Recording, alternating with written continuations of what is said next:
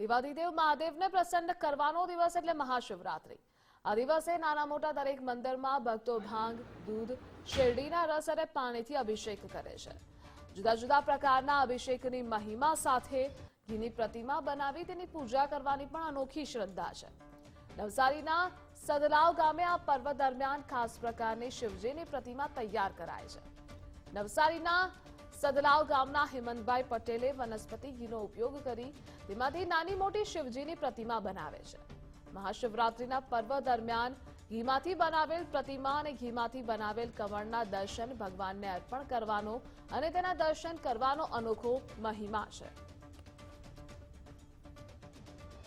હું 14 વર્ષનો હતો ત્યારથી ઘીની મૂર્તિ અને ઘીના કમળો બનાવીએ છીએ અને મારા ગામની પ્રથમ મૂર્તિ બનાવી હતી। ત્યાર પછી લોકોને એવું થયું કે અમને પણ ઘીની મૂર્તિ બનાવી આપો, એટલે અમે ઘીની મૂર્તિ બનાવીએ છીએ। એમાં કોઈ મિલાવટ નથી, ફક્ત ઘી વાપરીએ છીએ અને એના અમે 1 પણ રૂપિયો ચાલ્યાતા નથી, ફક્ત ઘીના જ પૈસા લઈએ છીએ અને ગુજરાતના મોટા મોટા મંદિરોમાંથી આવે છે। હવે અમે આ વર્ષે આદિયોગીની મૂર્તિ છે, તડકેશ્વર મહાદેવમાં જેવી રીતે સૂતેલા છે એવી જ રીતે એ લોકોની મૂર્તિની કલાકારી કરી છે અને અમારા ગામની મૂર્તિ પણ અહીં બનાવી છે, શંકર પાર્વતીની। હું સદલાવ મંદિરમાં 30-40 વર્ષથી પૂજા કરું છું ને હેમંતભાઈ આ ઘીના કમળની મૂર્તિઓ બનાવે છે।